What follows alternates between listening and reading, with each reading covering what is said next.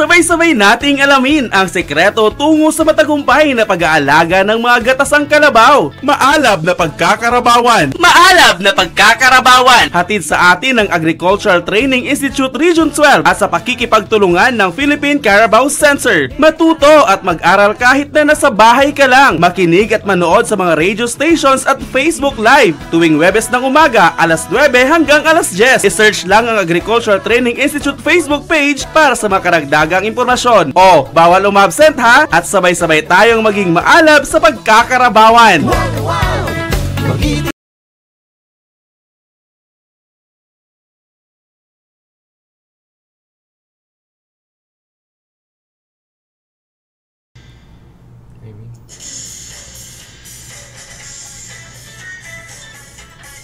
Assalamualaikum wa rahmatullahi wa barakatuhu. Maayong buntag sa tanan. Magandang umaga po sa ating mga kakalabawan. Kayo po ay nakikinig sa School on the Air on Dairy Buffalo Production for Sarangani Province, ang eskwelahan sa radyo para sa ating maalab na pagkakarabawan.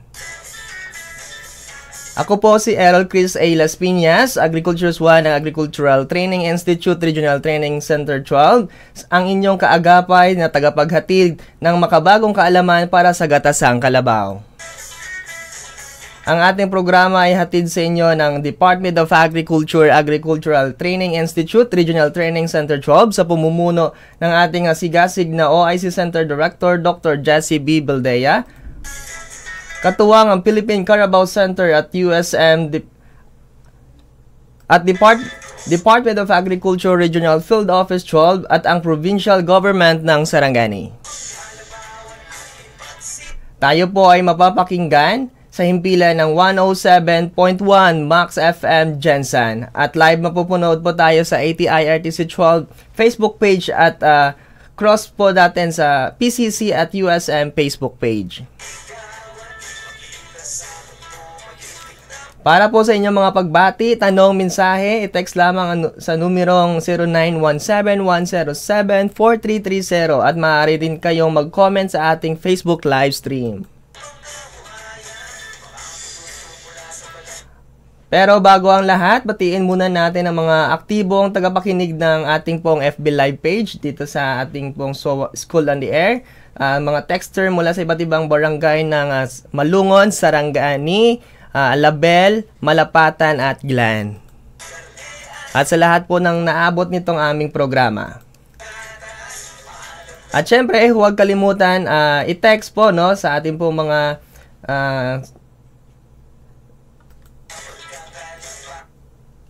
ating pong attendees no sa chat natin ang ating attendance sa inyo pong SOA coordinators. Mahalaga po ito upang maitala ang inyo pong partisipasyon at makatanggap kayo ng sertipiko sa pagtatapos ng ating programa. So malapit na lang po no, ilang episode na lang po tayo. So ngayon po, episode 8, ating tuklasin ang mga makabagong impormasyon hinggil sa tamang pagpapabahay ng kalabaw at kung paano natin mapanatili ang kanilang kalusugan sa pamamagitan ng tamang kural. Ang focus ng ating aralin ngayon ay ang proper housing of calves and adults, isang napakahalagang kaalaman tungkol sa tamang pagbababahay ng mga kalabaw at alamin natin kung paano natin mabibigyan ng tamang kural para sa kanila. Ayan po, makakasama pa rin po natin ngayong umaga ang isa pong eksperto sa ating pong lingkod bayan na sa larangan ng Carabao Health and Pabahay po mula sa Department of Agriculture Philippine Carabao Center at USM. Walang iba kundi si Dr. Virgilio Lopez, Science Research Specialist 2. Ayan, Doc Balo, magandang umaga po. Malugod po namin kayong ulit tinatanggap dito sa ating SOA on DBP or Dairy Buffalo Production po. Doc, batiin po natin ang ating pong mga tagapakinig. Okay, good morning po sa atin lahat, sa mga nakikinig sa ngayon. At sana makinig na naman kayo mabuti dahil isa rin ito na pinaka-importante sa pag-alaga ng ating gatasang kalabaw.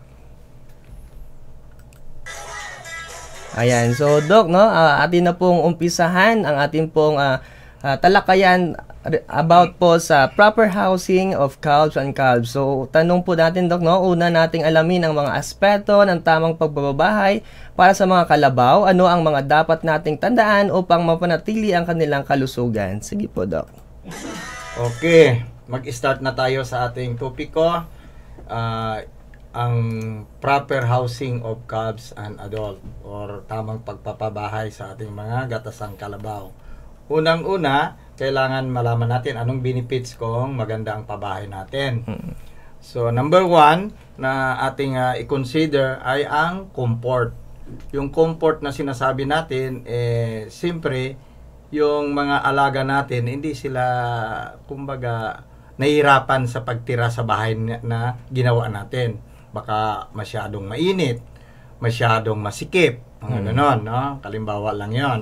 Convenient. So, may relation naman sa comfort. Yung convenient, yung pwede silang makagalaw-galaw ng maayos sa loob at nandoon yung pangangailangan nila like yung tubigan, kainan, ganon. Kaya convenient sila kahit na all their life nandoon lang sila sa kulungan, masaya sila, ganon. Safety. Itong safety, isa ito na bakit natin ikinukulong ang ating hayop, no? Isa na dito, siyempre sa atin, as a security natin sa kanila, as safety, hindi sila nakakawala. Kasi kung nakakawala sila, possible, okay lang kung malawak ang ating pasture or yung farm na pwede silang maggala-gala. Kung masikip, halimbawa malapit sa mga bahay, baka buli-bulihin sila at may tendency na madidisgrasya sila. Kaya yung housing na gagawin natin ay hindi magkukos rin sa kanila ng tragedya or sabihin natin mga injury sa kanila. Kaya kailangan tama yung height, tama yung lawak, at saka yung ginagamit natin na material na pang housing ay yung hindi nakakakuan rin sa kanila, nakakapinsala. Like yung may mga tulis na bagay. Gaya ng mga kawayan, yung kawayan maganda kung talagang alisin natin lahat yung matutulis na yung sanga niya, no? Kung minsan kasi naiiwan tapos matulis yon, nagdidisgrasya sila. Yung bubong naman, siyempre mayroon yung tinatawag natin na mga sharp object na gaya ng mga hero, masyadong mababa o kaya lupaypay, yung hindi masyadong magandang pagkagawa. So nakakadisgrasya sa kanila. Then sa economy naman, napag-usapan na natin sa last episode ko na hindi naman talaga kailangan magara ang bahay ng ating kalabaw. Kundi ang importante, it serve the purpose long term, matibay. Hindi sila matibay, hindi sila nauulanan, hindi sila naiinitan. At saka siyempre tatagal din yung gaya ng mga kahoy, kung kahoy ang gamitin natin, dapat yung piliin natin yung kahoy na medyo matibay, yung hindi nabubukbok, no? So gina-recommend natin ngayon kung talagang diring ang natin paggagatas, this is kumbaga matagalan na business. Kaya dapat yung gawin nating bahay ay medyo may ibubuga rin ng matagal na panahon, no? Mga 10 to 20 years. Yes. No? Kahit 10 years, sabi mo naman, kaya siyempre renovate naman tayo, baka mayroong bagong teknolohiya naman ng pagpabahay sa sunod, gano'n. Kaya nga, ang gina-recommend namin, kung pwede, makakuan kayo ng mga tubo, ganon, o yung mga bakal na rin. Yung hero natin gagamitin, hindi na yung kugon or nipa. Pero kung ang nipa at saka kugon, it lasts naman ng 3 to 5 years, okay naman po yon. Basta mamaya dapat makinig kayo kasi sasabihin ko gaano yung kataas talaga ng proper na bubong at saka gaano rin yung katibay yung mga poste natin. Kasi kung round timber ang gagamitin natin, hindi naman pwedeng 1 inch ang gamitin. Diba? At least siguro ang diameter niya, 4 inches, pinakamalit na yon, yung kawayan natin. No? Yung normal na kawayan natin, like bayog, yung bayog, 4 inches ang diameter, maganda na yon. Kung galing sa mga matataas natin na bundok, like Lake Cebu, anong kanila? Apos. Malalaki yan. Malalaki yun, 8 inches. 6 to 8 inches ang diameter. So, matitibay yon. Mayroon tayong isang co-op doon. Yari talaga sa kawayan ang bahay niya. Bamboo inspired. Bamboo house talaga. Ang poste niya, bamboo pa rin. Bamboo. Ang bubong niya, bamboo rin. Yung Bamboo rin. gibiak-biak tapos Yung parang patong-patong. gibalik-baliktad lang. Opo. O, Walang lahat dating na. talaga na ginamit niya. Except lang, hindi namin gi-recommend na bamboo ang gawin niyang Pakain. feeding trough, kainan. Kasi kakainin rin nila yon pag Opo. hindi sila mabigyan ng magandang pagkain. Kaya, gi-recommend namin, dapat simintuhin talaga yung feeding trough nila at saka yung tubigan. Mayroon tayong, sabi nila, maganda yung drum, madali lang gawin. Ang drum naman, pag na buslot, mahirap na yun i-repair, di ba? Papalitan mo, magkano ang drum ngayon? Halos 1.5 So, to 2,000. Di simintuhin mo na lang, Matibay. kunti lang ang diferensya niya. Opo. Around siguro 10 to 20% lang difference. Okay. No? Kung kayo na maglibor, wag na yung kayo pa rin magpalibor pa kayo, gano'n. Opo. Ayan. So, itong housing is napaloob din ito sa Animal Welfare Act, Doc, no? Yes, Para po kailangan sa mayroon tayong standard. safety standard, Safety opo. and standard. So, sa atin naman pong housing, Doc, no? Ano po yung mga ideal location po nito? Yan. Sa location na tinatawag natin or the slope of the area rin, tirin, no? Sa area, ang isa natin i-consider dito, i-conform natin to the land use plan of the area. Ibig sabihin, mayroon tayong, yung sabi mo nga kanina, may mga balaod tayo na kumbaga, sinusunod. Mayroon tayong tinatawag na zoning area for the livestock. So, kung yung area na yon, okay, doon kayo magpatayo, then doon kayo magparami. Pero kung minsan, yung zoning area na sinasabi natin, wala yung farm nyo, no? Kasagaran ganon. Kasi ang zoning area, yung mga area kasi for agricultural, bibili ka doon sa area na yon. Pero kung sa farm mo naman at may kalayuan rin ang housing, pwede naman po doon magpatayo. Hindi nga lang commercial ang gagawin mo or semi-commercial. Hanggang below semi-commercial ka lang. Ang below semi-commercial kasi is below 9 heads. So pwede ka makaalaga ng ganon karami lang sa iyong bahay. So, yon. Ang isa pa na i-consider natin yung accessible sa service road, no? At siyempre, expected naman na kung may access ka sa road, later on magagamit mo ito pag deliver ng product mo. Mapadali lang. Mapadali lang. Then kami naman na nagsusupport technical and then sa mga logistic, no? Magdidiwong kami, mag-EI sa inyong lugar. Kung hindi mapasok ng 4 wheels or motor, yung lakad-lakarin, medyo hassle rin sa amin. No? So, magpatayo kayo sa may mga access road na madali lang. Kahit na maglakad kami, kunti na lang malapit sa inyong farm. Basta maka-access lang kami ng malapit-lapit konti. Then, i-consider natin yung water supply sa area. Hindi tayo pwedeng magpatayo ng isang farm kung wala kang source of water. Kung gusto mo nawasa, okay man rin yon. Pero kung minsan, yung hindi rin natin ideal na yung nawasa. Kasi kung mayroon tayong chlorine na nilalagay doon, may something effect rin sa animal natin. No? So, mas maganda pa rin yung fresh water na nakukuha, deep well, gano'n. Maganda pa rin yon na may bigay sa kanila. At saka yung content ng water na yan is more on minerals, no? Electrolytes and minerals. Hindi gaya yung mga purified natin na nawawala na yung ibang component doon. Kaya minsan ako, mineral water ang bilin ko, hindi yung distilled or yung tinatawag nilang wala ng ibang tubig na lang talaga yon. Wala ng minerals. Then, isa rin, tubig, road and electric lines or electric service doon na malapit. Siyempre, kailangan natin pailawan rin yung housing natin or solar pwede na rin. Ang solar naman is alternative ngayon. Kaya hindi itong consideration na electric lines medyo bagsikan na yan, no? May solar power naman tayo ngayon na nabibili. Kaya pwede na yon na solar gamitin. Problema lang kung wala ngang init, no, within a day. Gaya yung isang farm na pinuntahan namin kahapon, malakas ang solar water pump niya during malakas ang init. Ngayon, hindi pa man siya nakagawa ng reservoir. So kahapon, nag-ulan man ng half day, Opo. pagkalauna wala nang tubig doon. Wala Wala na nang lahat, supply. pati pag-ugas namin, kaya nagkandak kami doon ng animal health at the same time breeding.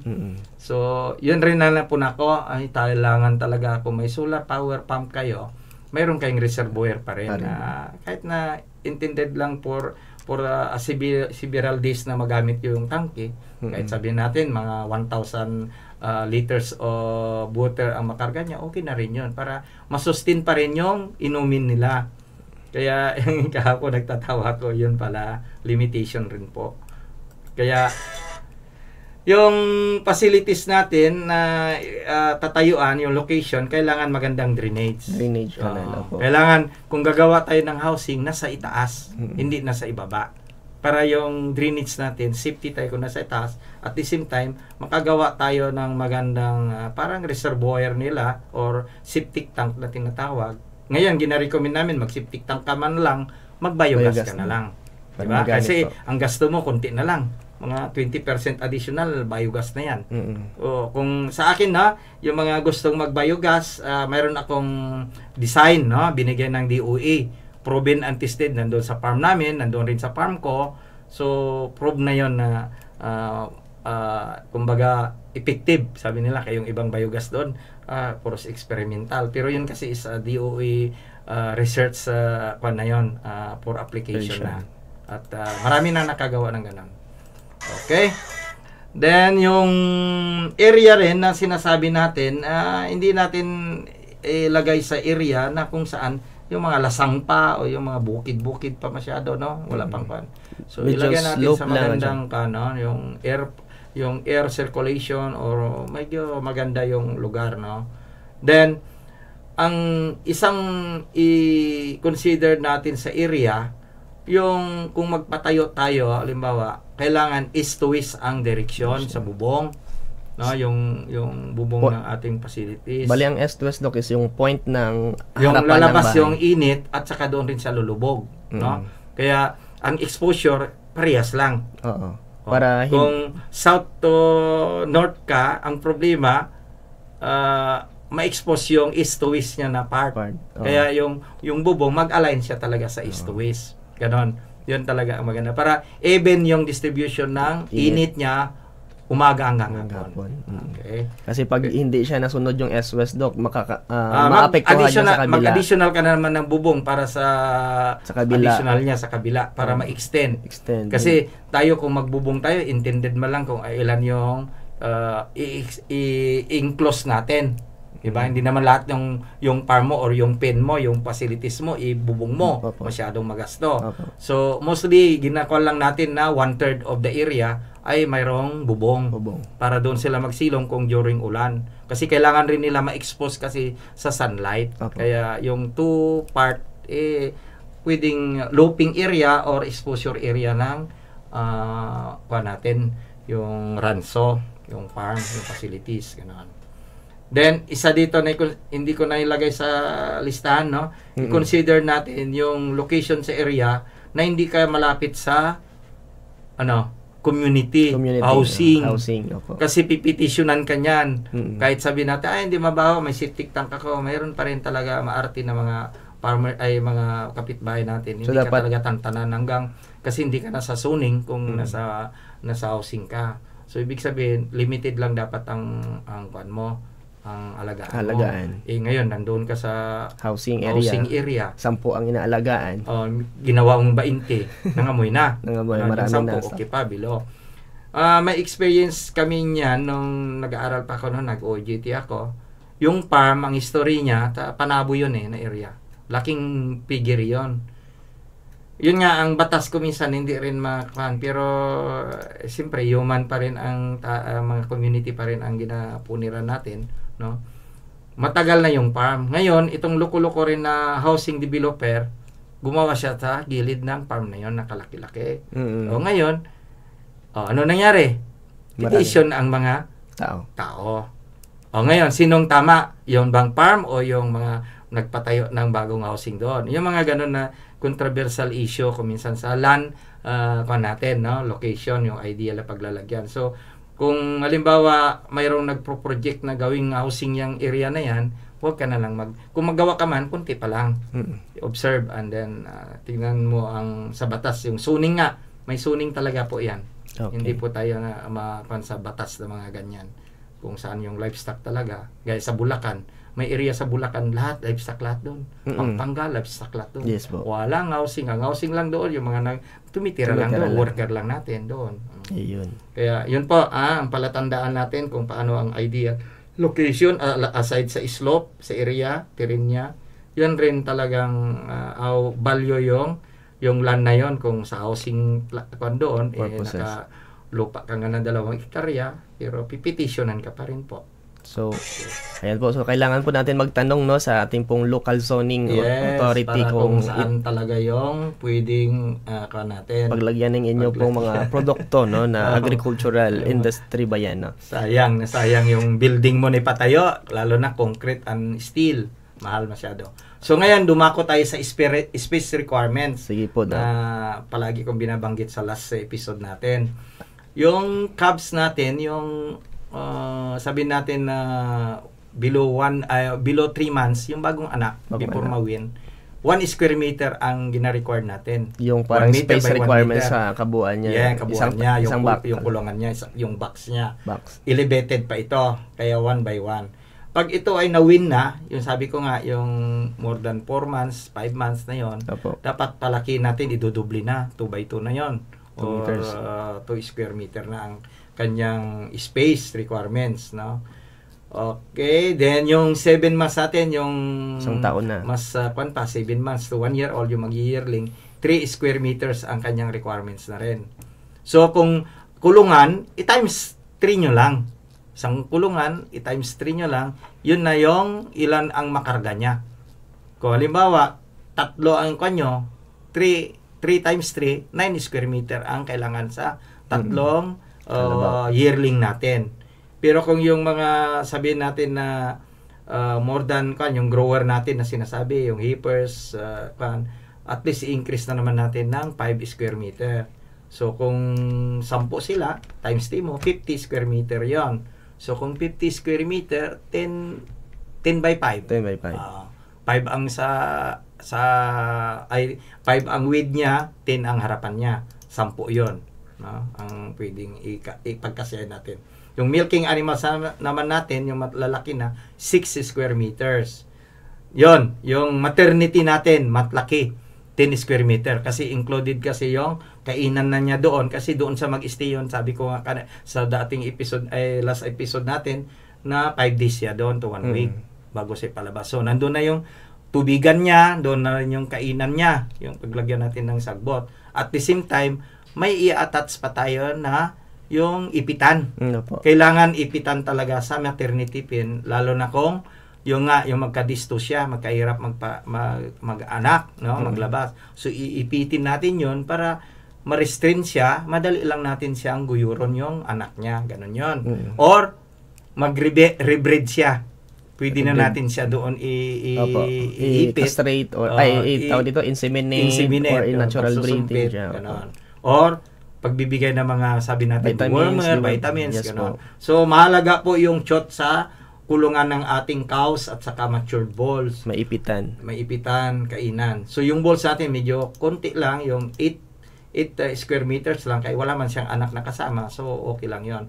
Pero itong 8 square meter, malaki na rin ito. Kung 8 is almost 3 by, something, no? 3 by 3, 6, 3 by 4. Hindi, 3 by 4, 12. Yes, so, basta 8 square meter, no? Mag-proportional lang tayo. Then, ito, gina-recommend ko sa mga binibigyan natin ng yung recipient natin sa ball dispersal program natin, na hindi na 8 ang gina-recommend ko yan, 10 square meter. 10 pa rin. 10 kasi mas malaki kasi andun yung ipitan. Kung mag-breed siya kasi yung babae na nandun sa area na, kasi yung bull na binibigyan na for breeding, magbe-breed siya. So, yun, dapat maipitan na sa loob ng kulungan ng bulog. Mas superior kasi ang bulog, magkasta siya, mag-breed siya, kung kulungan niya mismo ang pasukan ng babae. Kasi yung tinatawag na territorial. Okay. Mas madali yon. Kaya nga, babae ang ipunta sa bull. Hindi yung bull ang ilagay sa babae. Kaya mahirap yon. Okay. Pag hindi niya yung area, hindi rin siya gagana, ganon. Okay. So, ikon natin ang housing, yung makita nyo dito, yung itsura, kung anong bang itsura yung housing sa Facebook Live natin. Nakikita nyo yung mga picture na naka-plus, no? Yung capin natin, yung 1 square meter, nakalagay doon, no? 1 square meter.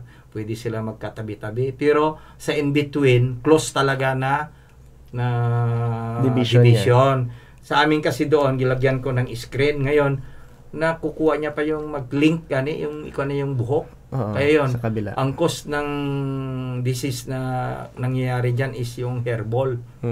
Mag-hairball, parang magbilog-bilog. Bilog. Parang bulan ng kanyon, ng tinis, palaki. Kaya babara. Pag nagbara yon, nagtaka ka, bakit malaki ang tiyan, mapayat naman. Yun pala, nagabara, nag-aarya, parang clog yun ba.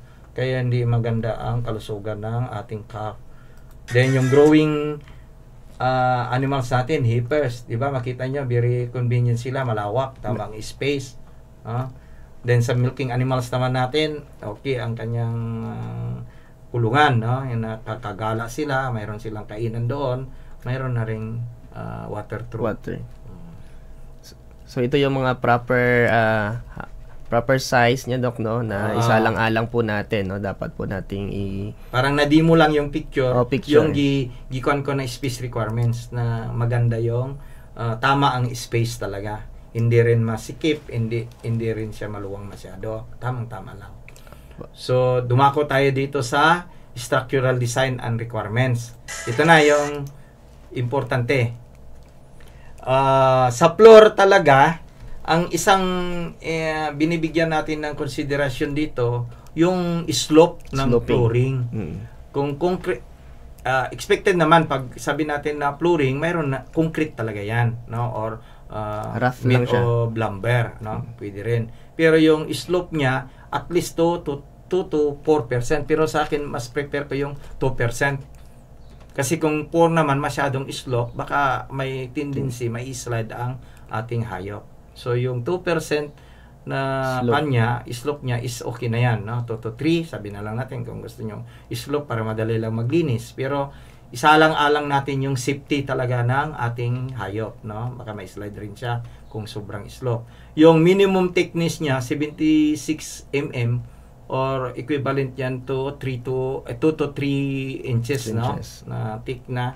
Kung 2 lang kasi ang gagamitin natin, sa weight ng kalabaw natin na aabot siya ng 400 to 500 kg, mabubuslot. So, ang minimum talaga natin na gina-recommend namin is 3 inches to 4. No? Sa highway kasi natin ngayon. Makapal. Pag provincial, 8 IGs. Pag national, 12. 12, diba? Ang kapal. Tapos, yung kapal. Tapos ang dumadaan, mga 10 wheelers, no, perting bugata, mga 50 tons na yata yung karga. Yung hindi balance, bawal sana yon, no? Kasi yung 12 inches natin sa kan is below 50 tons lang ang kaya niya. Kung more than that, sigurado masira. Tapos lagi pang binabasa, no? Binabasa, tapos hindi pa magandang paggagawa, yung timplada. Kaya dito rin sa atin sa flooring, dapat magandang timplada. Kung kaya nyo talagang class A para matagalan, 1 to 3 yan. Isang simento, 2 pine sand, 3 bato. Yung pag-mix natin. Yan talaga, kahit na 3 inches yan, matibay. I-pour nyo pa, mas tibay na naman. Mag-last lang. Sabi nga natin, 5 to 10 years. No? Then, yung slope niya, going to the drainage.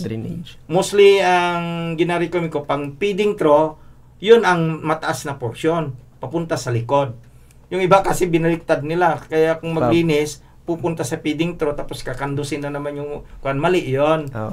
May nakita na ko doon, mga siguro yan, 5 ang nakita kong mali. Yan, sabi ko, pabaliktad. Kasi kung maglinis tayo, yung dumi doon sa pan, matutulak mo na papunta sa drainage. Then, ang flooring, hindi dapat yung makinis, smooth, no? Parang dapat salamin. Yung tama lang.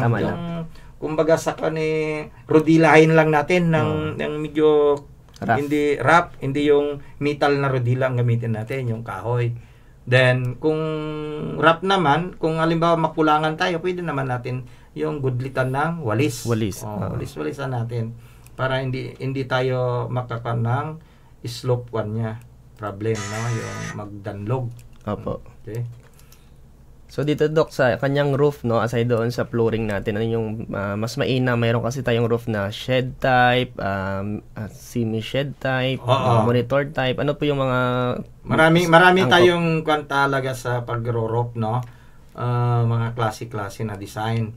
So dito, ang roof talaga, kailangan natin at least 2.5 ang height niya sa lowest portion. So, meters, yung babaan ng ulan, o yung tubig ulan, yun ang dapat 2.5 or 8 feet. Kay 2.4 man ang 8 feet. So, more than 8 feet, no? Yung 8 kasi, hindi na maabot ng kalabaw kasi only 1.5 lang ang kalabaw natin. That is equivalent to 3 to 4 feet lang siya. 5 feet. No? 5 feet. 5 feet yun. So, mayroon pang allowance na 3 feet na hindi nila maaabot. Kaya kung maggamit kayo ng indigenous material like kugon, mga panaubos talaga yan kung mababa. So dapat mataas na talaga 8 kung feet. kugon kayo. No, kung kaya nyong 10 feet, di 10 feet nyo mas kung maganda. kugon, mas maganda. Then ang slope niya kailangan 25%. Ibig sabihin kung ang height natin, no, 8 feet, ano ang 25% noon, mga tono. So, 2 ang additional sa taas niya sa kabila. Para mas magandang slope niya. Pag ng ulan, tubig ulan. Tubig ulan man talagang dadaloy doon. So, dapat 25% natin or more than naman kung sa mga indigenous. Yung nga sabi natin, kung ang kugon, hindi mo gi-slope masyado, tutulo, mabublok. Pero kung itaas mo talaga, sabi recommended nga 58%. Ibig sabihin, kung ano yung height niya, hatiin mo yon, kung 8 feet, 4 feet ang kanyang taas dito sa may going taas na portion.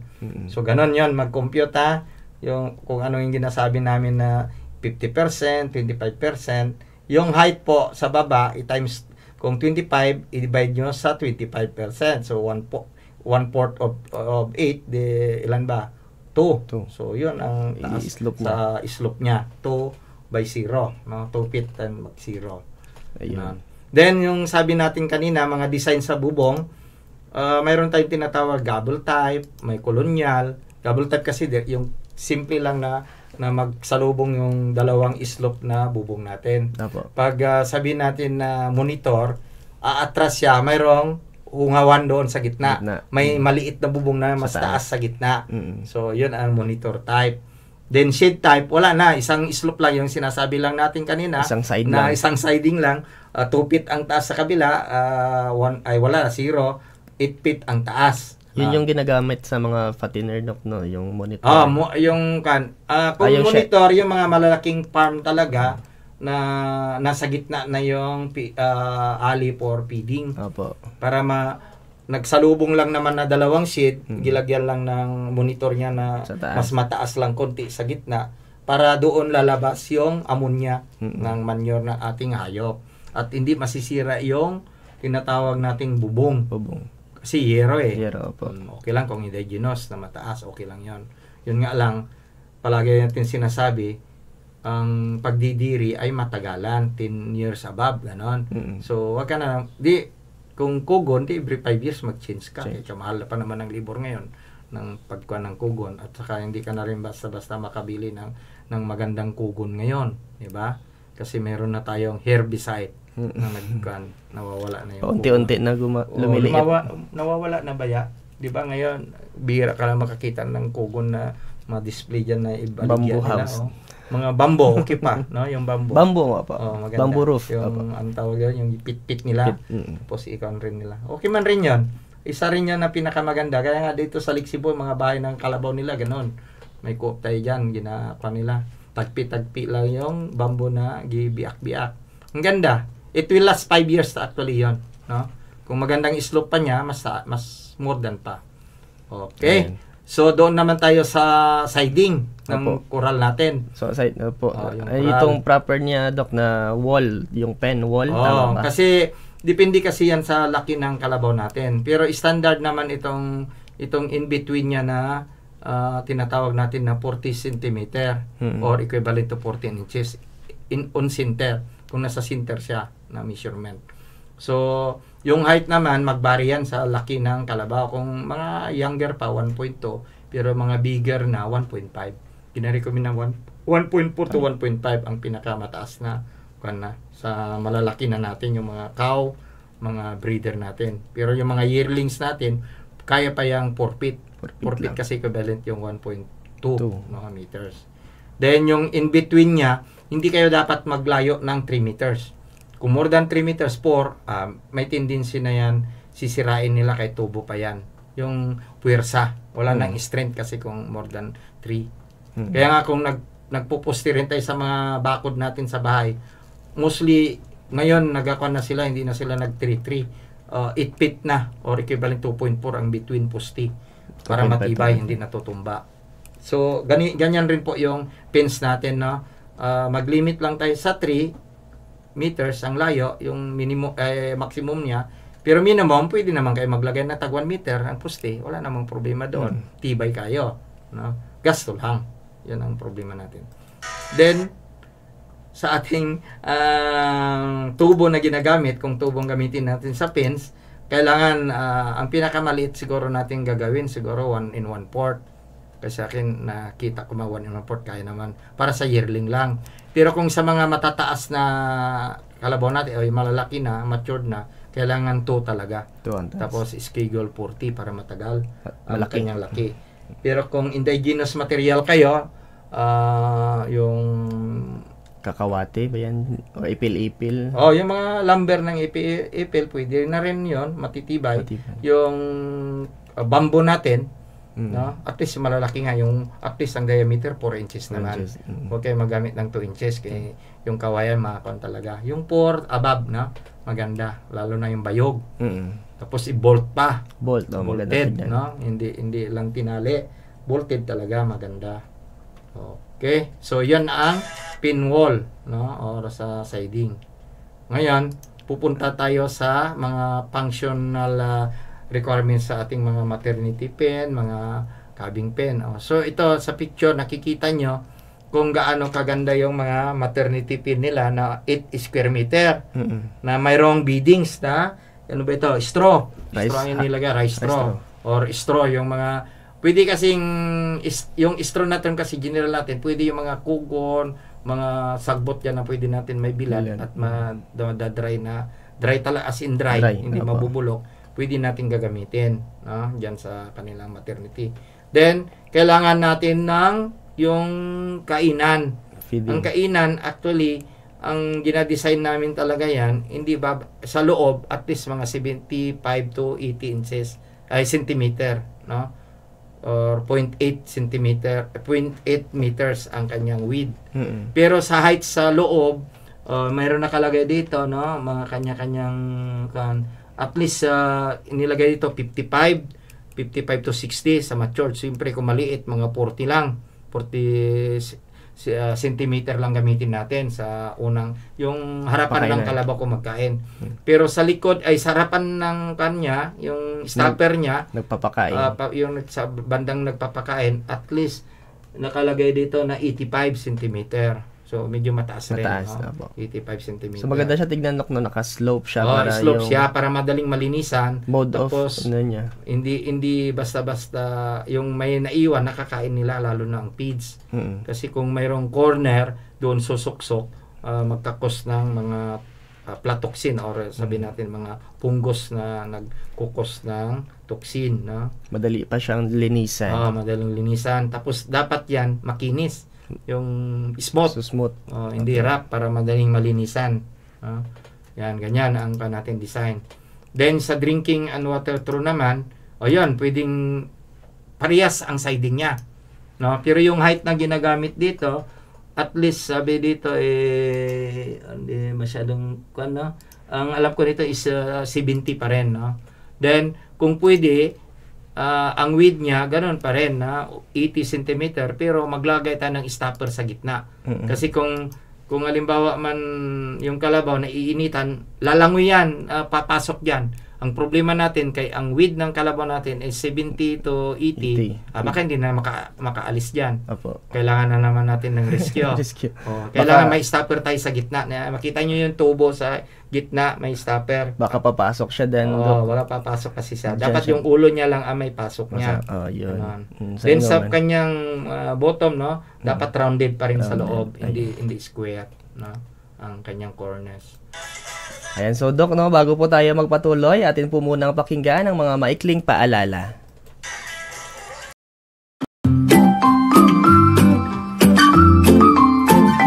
Love, parang ang saya mo yata ngayon ah. Oo, love. Nakita ko kasi sa Facebook page ng ATI-RTC12 na maliban sa natural na proseso, meron din palang ibang paraan upang mabuntis ang mga alaga nating baka at kalabaw. Talaga ba, love? Paano? Ganito kasi yun, love. Meron ng artificial insemination na pwedeng i-apply sa mga inahing baka at kalabaw. Ano naman ang mga benepisyo na pwedeng makukuha doon, love? Ang artificial insemination ay isang proseso na tumutulong sa pagpaparami ng ating alagang hayop. Pinapataas din ito ang produksyon ng gatas, naiiwasan ang posibleng mga sakit at pinapanatili ang mataas na kalidad ng mga baka at kalabaw. Wow, love! Marami ka talagang natutunan sa programa ng ATI-RTC 12. Para sa karagdagang impormasyon, i-follow lang ang Agricultural Training Institute 12 Facebook page.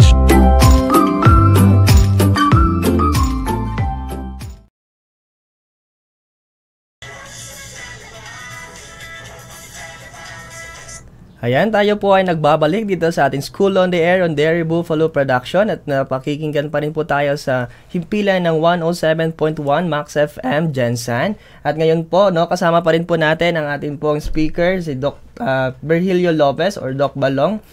Dito po tayo sa topikong Dairy Buffalo proper housing for calves and adults. Ayan po, tinalakay po ni Doc, no, yung mga iba't iba pong requirements sa housing, sa feeding, flooring, roofing, no. At ngayon naman po ay ito pong feeding requirements ay yung mga function niya po sa requirements yan. Ayan, Doc, pakinggan po ulit natin si Doc Virgilio Lopez.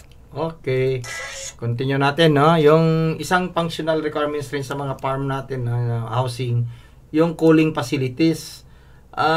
Sa ngayon, kung napunan nyo, last 2 months ago, no, masyadong mainit ang ating area.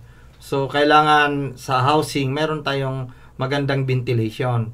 At the same time, kung ma-enhance natin, maglagay tayo, nakita nyo sa picture, na exhaust fan. Sa amin doon, yung capin namin, mayroon kaming built-in talaga na ceiling fan. Mabuti pa yung kalabaw, yung cap namin nagsi-ceiling fan, no? From 9 o'clock to 3 o'clock. Kasi nung bago yung building na yon, may casualty kami noon. Marami.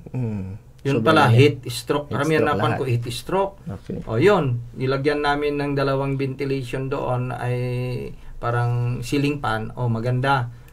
Nawala. So, ibig sabihin, kailangan talagang convenient yung housing natin sa mga hayop natin. Na kailangan tama ang ventilation, airflow, at saka yung height nga ng bubong. Kasi kung mababa ang height ng bubong at ganun ang kainit ang panahon, maluluto yung natin, hayop, magkaka-heat stroke.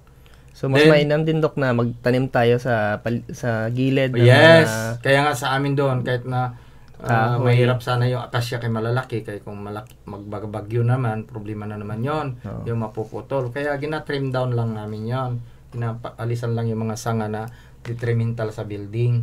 So maganda yon, magtanim talaga tayo na malalaki, yung mga kahoy na fast growing plants. Fast grower, madali lang natin putulin kung kailangan putulin na po. At pwede pang ipapakain sa ating animals. Gaya ng Madri Cacao, Madri Agua, Madri de Agua. Yan ang mga pwede nating itanim sa tabi-tabi.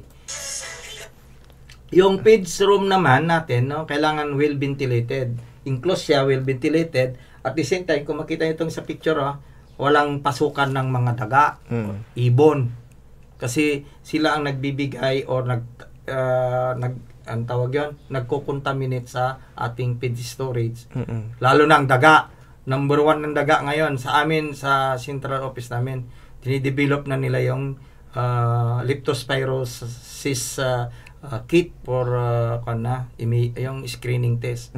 Pag may kalabaw tayo na subject for talaga, lalo na sa baha or yung nakakain ng mga o nakainom ng mga tubig baha, yan kasi ang cause ng leptospirosis kasi yung ihi ng daga sa building, halimbawa nag-ihi siya tapos mag-plus flood, mahugasan yon, lalabas.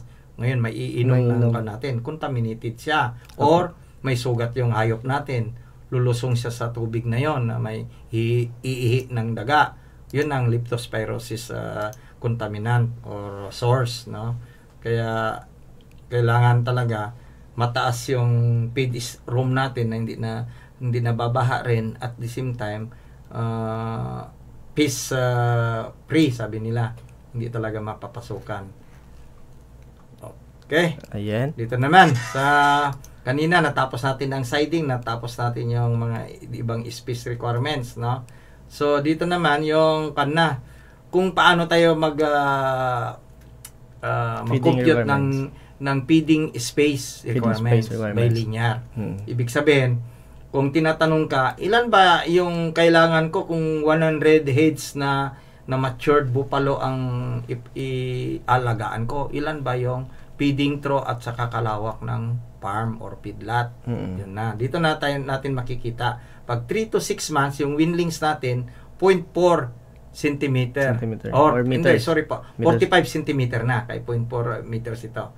45 centimeter yung space niya sa feeding trough. So, ibig sabihin, kulang-kulang media na metro. Doon ang space niya. I-times nyo lang. Halimbawa, yung cup nyo may 20 times 0.45 nyo lang. Or times 45 centimeter divide 100. So, yun ang metro. Meters niya. Meters na. Hindi siya pala kahaba na. Ganon. As soon as support dito sa mga 7 months na 0.5, yung matured natin, milking animals, 75 man lang talaga actually. Kaya kung ang weed nila, lahat yung matured natin. Kaya kung gumagawa tayo ng chot, mga 80 lang, below 80. No? Hindi tayo more than 80. Kaya yun ang pinoproblema namin. Kung gumagawa silang chot, lalo ng tubo, at ginawa nilang 90, 100, patay na. Malaki. Makabalik na yung kalabaw natin, lalo na siya. mag-breeding tayo. Kaya nga yung isang farm na pinunta namin kahapon, yun ang problema, hindi namin nagagamit yung chot niya. Malaki. Ang gilagay niya kasi 90. Malaki. 75 lang requirements natin, di ba? Nakita mo, 75 lang ang weight ng isang kalabaw na matured. Allowance ka lang, di 80 lang ang minimum, ay maximum. mo. Okay. So, sa space requirements, kung mag-feedlot kayo, sinasabi natin na ito, yung space requirements, times 3 sa katawan niya, yung requirements na sa feedlot. Ibig sabihin, 0.75 times 3 meters, yun ang kailangan niyang space sa feedlot. So, ilan na yun? Kung 0.75 times 3 times, so parang 4 square meter ang kanyang requirements, no, sa feedlot. Pero kung sa atin, sa breeding na sinasabi ko kanina, maalala nyo, 8 meters, square meters. So, iba yung feedlot, iba yung sa breeder natin na. Kasi yung breeder natin, hindi naman natin patabain. Kundi, very comfort lang sila. Kakain sila ng tama. Comfort sila. Tayo kain space, lang siya. Hindi sila yung sabi natin, nag-i-equal natin ang space nila na requirements. Sa feedlot, okay lang po yon na i-reduce natin at least times 2 of their body weight. Kung ay times 2 yung body weight, times 2 sa iyang length, no? So 2 by 2 is enough sa isang feedlot. Pero kung sa breeder natin, tandaan nyo, i-times 2 yun. So 8 square meter ang kailangan natin kung magpi-feedlot tayo. So sa dimension sa feeding trough, nakalagay dito sa baba, no, yung requirements, no, to 1 year old, no, nasa baba. Hindi ko na i-mention. Nakita nyo naman sa Facebook Live ang mga weed at saka top, no, sa feeding trough. Naman natin, i-discuss ko na kanina. Okay. Ito na, yung other facilities like working corrals, milking parlor. Makita nyo yung mga itsura ng mga natin, no, facilities.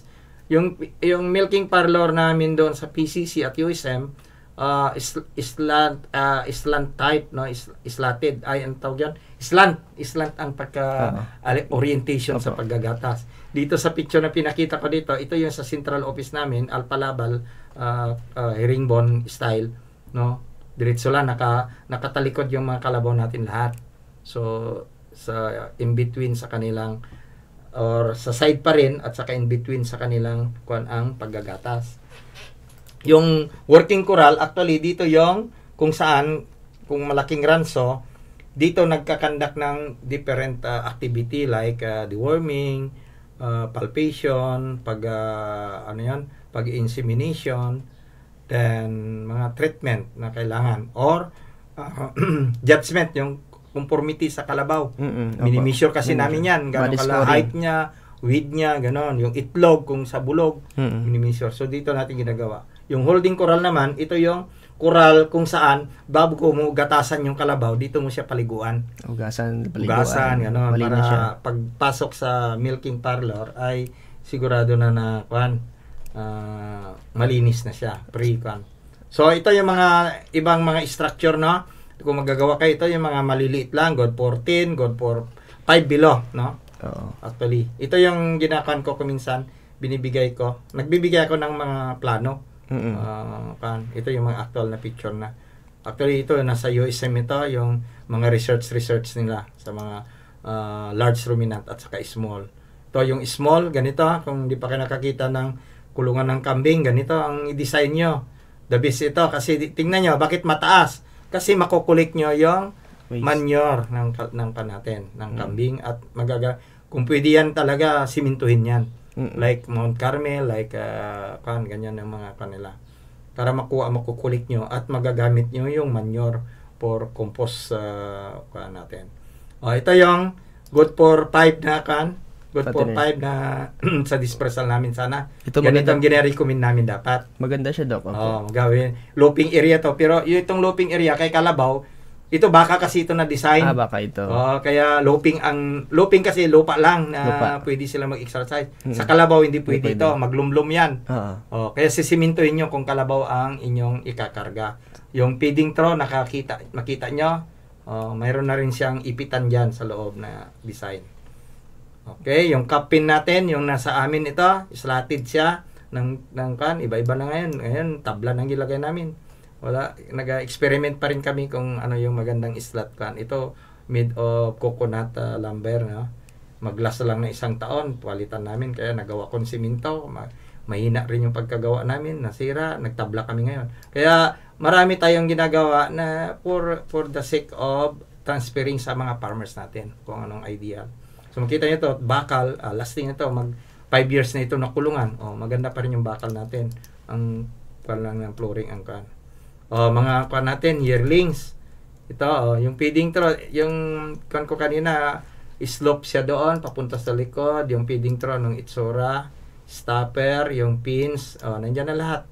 Pero sa in-between kulungan, dapat mataas na pins. Hindi pwedeng tubo ang in-between nyo, kaya mag-away yung hindi magkahalo, ay hindi magkasaisis, no?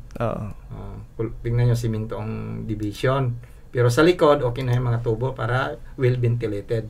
Ito yung monitor type ng sinasabi namin, 2 shade type, tapos nilagyan ng mas mataas na bubong, nagabol na bubong sa taas, then yan na, umulan, bumagyo, ayos lang, no? Hindi masisira yung pagkain doon mo na itambak sa gitna, di ba? Pinapakain na lang lahat. Ito yung feedlot natin. Ito yung seed type naman. Kung simple lang, yung binibigyan kayo, hindi naman masyadong magasto, ganitong building na gawin nyo, at least matibay na yan. It will last 10 years. Ito, parang 20 years na ito, na building.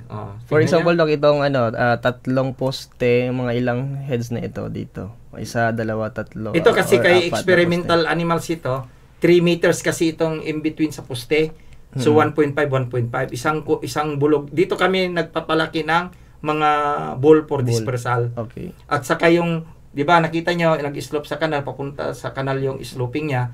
Yung continuation actually ng kanal na yan ay yung biogas namin. Yung biogas namin kasi is 12 heads lang ang dapat na mag-refill. 10 cubic yun, biogas. So, ngayon, nare-revive ko na. So, gumagana na naman. So, kailangan madimo kasi namin ito. So, yung gusto mga farmers, sa design, andun kami sa amin lahat. Hindi na kailangan bayaran nyo yung mga design. Binibigay namin, no? As part of the application sa ating mga result. Mga result ng ating mga researches. Okay, thank you very much.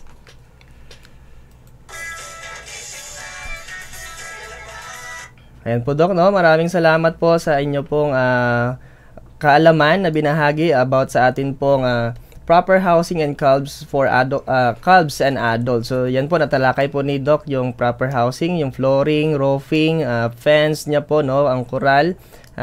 Talakayan rin po, no? Yan po yung pinaka-importante sa lahat na tandaan po natin, no? Ang dimension and space requirements para po maibigay natin yung animal welfare sa ating pong mga alagang gatasang kalabaw. Ayan po, sa inyo pong Doc, no? Sa inyo pong malinaw na mapanahong mapabahagi ng kalaman patungkol sa maayos na pabahay at pag-aalaga ng gatasang kalabaw.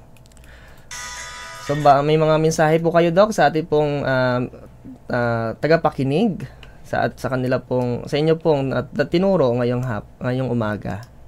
Okay. Yung mga nakikinig na magiging recipient namin sa aming project, no, sa paggatasang kalabaw, yung nagbibigay kami ng 3 hanggang 5 sa isang farmers. Sana itong episode na ito mabigyan nyo ng konsiderasyon kasi ito yung mga requirements na kailangan may pakita nyo sa amin o magawa nyo before kami magbibigay ng kalabaw. Yung proper housing, tama yung nasa loob, may feeding trough, tubigan, at saka ipitan sa loob. Yung ipitan, gaya ng sinabi ko kanina, ang width lang talaga, ang maximum na pwede natin gawin ay 80 cm, hindi 1 meter po, para hindi mahirapan yung mga nagpapabuntis sa inyong lugar. Or yung bulog na magbe-breed. Kasi kung minsan, first time yung mga kalabaw nyo, kailangan iipitin natin. Then, yun nga, yung roofing nito, dapat magandang slope, magandang height, hindi masyadong mababa, mataas. Yung floor niya, dapat simentado. Di na tayo kay kalabaw ito, kunting moisture lang gagawa sila talaga ng wallowing nila. Kaya sana yung mga recipient natin sa Sarangani Province, kayo bayaan pa namin ngayon, focus for this dispersal hanggang year 2026. Marami na kaming kay Doc Amor sa mga request niya. Yun, ito po yung pwedeng requirements. At the same time, yung lecture ni Sir Ryan, Forage Development and Establishment, part of my content episode, yun talaga kailangan natin para mabigyan po kayo ng kalabaw. Ayun. So, thank you so much po, Doc Balong, sa inyo pong panahon at oras po na binahagiin yung pong kaalaman. So, muli, para po sa mga tanong, huwag pong mahiya po na mag-text, no, sa ating pong text line number 0917-107-4330 o mag-comment po sa ating Facebook Live. At huwag din pong kalimutan i-like at i-follow ang ating pong FB group, ang School on the Air on Dairy Buffalo. At para po sa mga karagdagang materyales, maaari rin po kayong bumisita sa ating online e-learning courses sa www.e-extension.gov.ph.